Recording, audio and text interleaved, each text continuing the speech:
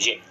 आज का हमारा मोटिवेशनल पावरफुल थॉट है कि स्वयं को जीतना संसार को जीतने से आसान है। तो याद रखिएगा, जो भी व्यक्ति खुद को जीत सकता है, यानी खुद पे कंट्रोल रख सकता है, खुद के मन पे कंट्रोल रख सकता है, उसके लिए संसार जीतना तो चुटकियों का खेल है।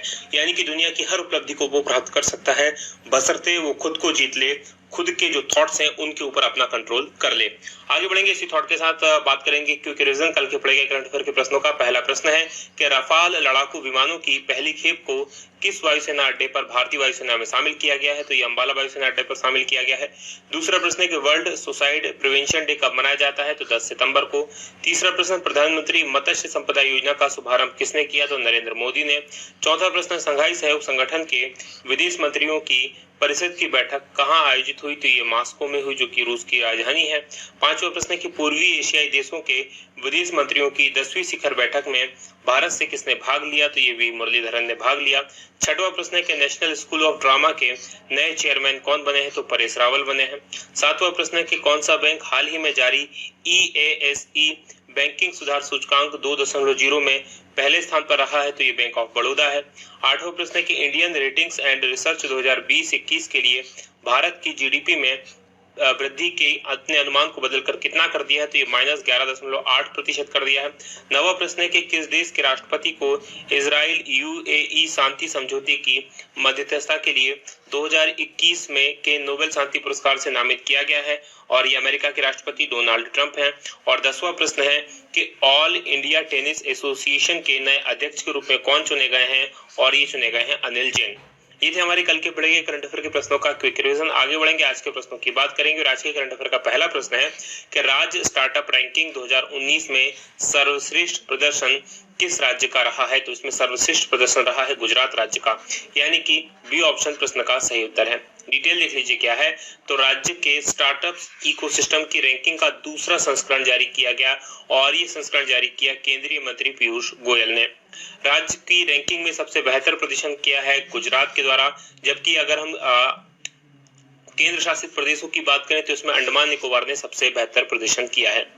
राज्यों को रैंकिंग शुरुआत, जब राज्यों को ये रैंकिंग दी गई है, ये एक तो स्टार्टअप्स को शुरुआती निवेश मुहैया कराना, आसान नियम, नीतिगत समर्थन और इंक्यूबेटर केंद्रों की स्थापना। तो इस प्रकार के जो नियम हैं जिस राज्य में अच्छे होंगे, यानी कि जिस राज्य में स्टार्टअप्स को बढ़ने के लिए, आगे बढ़ने के लिए अच्छा माहौल होगा, उनको अच्छी रैंकिंग दी गई है। तो इस हिसाब से इनको रैंकिंग प्रदान की गई है। दुनिया में भारत दुनिया का दूसरा सबसे बड़ा स्टार्टअप इकोसिस्टम वाला देश बन गया है।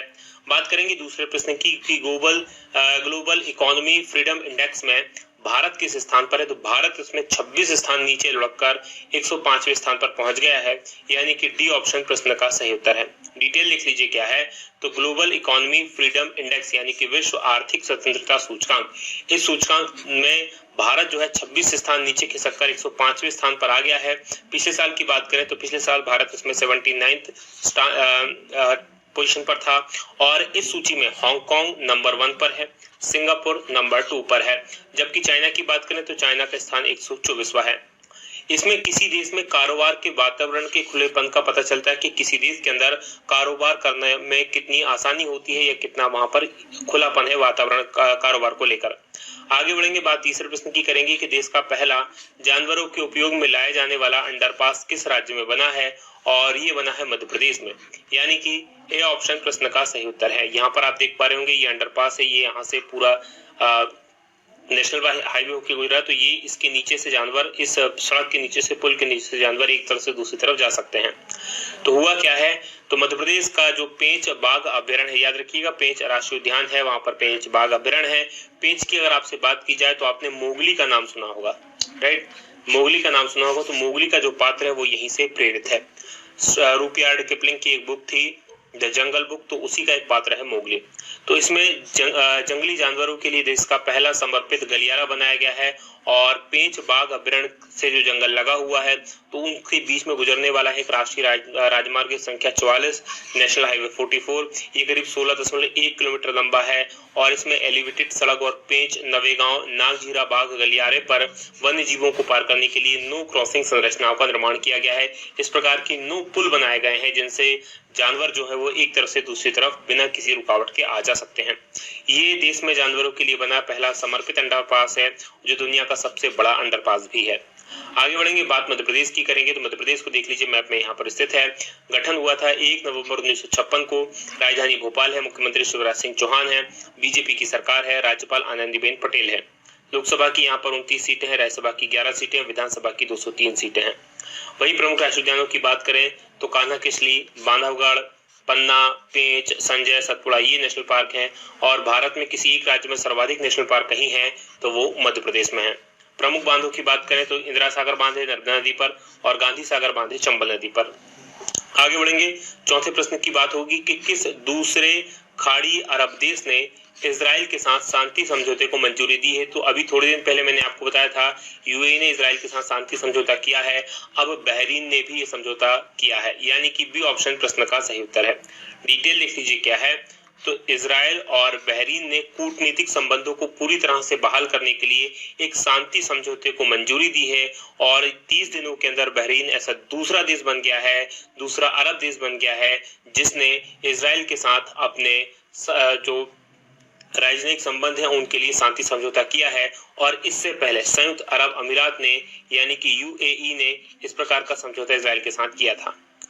बात करें 1948 की तो 1948 में जब इजराइल को आज़ादी मिली और उसके बाद से और थोड़े दिन बाद ही इजराइल का 6 अरब देशों के साथ युद्ध हुआ था और उसके बाद उन देशों को इजराइल ने हरा दिया था। और उसके पहले अगस्त 2020 में संयुक्त अरब अमीरात ने इसके साथ समझौता किया था और उससे पहले जॉर्डन और मिस्र उसके साथ शांति समझौता कर चुके हैं। तो यानी कि अब 4 देश ऐसे बन गए हैं जिनके साथ इसका शांति समझौता हो चुका है। बात करेंगे इजराइल की और बहरीन की। इजराइल की राजधानी क्या है तो यरूशलेम इजराइल की राजधानी है। प्रधानमंत्री है बेंजामिन नेतन्याहू और मुद्रा यहाँ की इजराइल की नई शक्ल है। जबकि बहरीन की बात करें तो बहरीन की राजधानी मनामा है। प्रधानमंत्री है HRH सलमान बिन हमास अल खलीफा और मुद्रा यहाँ की बहरीन दिनार है। चलिए मैप में मैं आपको अब बहरीन और इजराइल लिए चलता हूं। तो जैसा कि आप स्क्रीन पर देख पा रहे हैं हमारा भारत और हमारे भारत से अगर आपको बहरीन और इजराइल जाना है तो मूव करना पड़ेगा थोड़ा सा आपको पश्चिम में। ये अरब देश है और अरब देशों में पहले मैं आपको इजराइल लेके चलता हूं। तो यहाँ पर आप दिखाई देगा ये जो देश है ये इजराइल है, राइट। ये जो पिंक कलर का आपको देश दिखाई दे रहा है ये इजराइल है और इसकी जो सीमा लगी हुई है नीचे मिस्र की तरफ लगी हुई है। इस तरफ देखेंगे तो जॉर्डन, तो मिस्र और जॉर्डन के साथ इसका पहले ही शांति समझौता हो चुका है। ऊपर इसकी सीमा सीरिया के साथ में और लेबनान के साथ में लगी हुई है। और इजराइल और फिलिस्तीन आपस में लगातार लड़ते रहते हैं। पहले एक्चुअल में ये फिलिस्तीन ही था, फिर यहूदी जो यहाँ पर बस गए थे सब दुनिया भर के आके उन्होंने अपने अलग देश के रूप में इसको स्वतंत्र कराया और धीरे धीरे फिलिस्तीन जो था उसको छोटा सिमटता चला गया और इजराइल ने अपने आप को फैलाना प्रारंभ कर दिया। तो ये इस प्रकार की बात है इजराइल की और फिलिस्तीन की। अब इजराइल के साथ पहले यूएई ने समझौता किया था। तो यूएई कहाँ पर है तो इधर देख लीजिए ये यूएई है। अब बात करेंगे जो दूसरे देश ने समझौता किया है इस समय वो है बहरीन। तो एक छोटा सा देश यहाँ पर आप देख पा रहे होंगे पर्शियन गल्फ में ये छोटा सा द्वीपीय देश है और इसकी राजधानी मनामा है। आसपास कौन से देश है तो इस तरफ तो जो है सऊदी अरेबिया है और इस तरफ कतर है। आगे बढ़ेंगे, बात करेंगे दूसरे प्रश्न की। दूसरा प्रश्न आपके सामने पांचवा है कि रेटिंग एजेंसी मूडीज ने 2020-21 में भारतीय अर्थव्यवस्था में कितने प्रतिशत गिरावट का अनुमान जताया है। और यह अनुमान जताया गया है 11.5% की गिरावट का, यानी कि ए ऑप्शन प्रश्न का सही उत्तर है। डिटेल देख लीजिए क्या है। तो मूडीज इन्वेस्टर्स सर्विस ने जो चालू वित्त वर्ष है 2020-21 इसमें भारत का जो जीडीपी है यानी कि सकल घरेलू उत्पाद है उसमें 11.5% की कमी रहने का अनुमान बताया है। और इससे पहले मूडीज ने भारतीय अर्थव्यवस्था में 4% गिरावट का अनुमान लगाया था, लेकिन अब उसको बढ़ाकर 11.5% कर दिया है। रेटिंग एजेंसी ने अगले वित्त वर्ष यानी कि 2021-22 में भारतीय अर्थव्यवस्था में 10.6% की वृद्धि का भी अनुमान जताया है। इसके अलावा फिच ने इससे पहले जो फिच एक रेटिंग एजेंसी थी उसने 10.5% की गिरावट का अनुमान लगाया था 2020-21 में। और घरेलू रेटिंग एजेंसी की बात करें तो क्रिसिल ने चालू जो वित्त वर्ष है उसमें 9% का अनुमान लगाया कि 9% की गिरावट होगी, जबकि इंडिया रेटिंग्स ने 11.8% का अनुमान। बात करेंगे छठवें प्रश्न की कि किसने सार्वजनिक क्षेत्र के बैंकों यानी कि पीएसबी पब्लिक सेक्टर बैंक्स द्वारा डोर स्टेप बैंकिंग सुविधाओं का शुभारंभ किया। तो इसका शुभारंभ किया केंद्रीय वित्त मंत्री निर्मला सीतारमण के द्वारा, यानी कि सी ऑप्शन प्रश्न का सही उत्तर है। डिटेल देख लीजिए क्या है। तो केंद्रीय वित्त मंत्री है निर्मला सीतारमण और 9 सितंबर 2020 को इन्होंने सार्वजनिक क्षेत्र के बैंकों यानी कि पीएसबी के द्वारा डोर स्टेप बैंकिंग सेवाओं का शुभारंभ किया। इस सेवा का उद्देश्य क्या है? उद्देश्य ये है कि ग्राहकों को उनके डोर स्टेप यानी घर तक बैंकिंग सेवाओं की सुविधा प्रदान की जाए।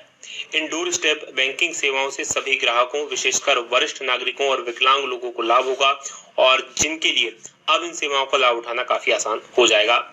बात करेंगे 7वें प्रश्न की कि किस प्रदेश सरकार ने अपने राज्य की पहली धरोहर पर्यटन नीति की घोषणा की है, और इसकी घोषणा की गई है गुजरात सरकार के द्वारा, यानी कि बी ऑप्शन प्रश्न का सही उत्तर है।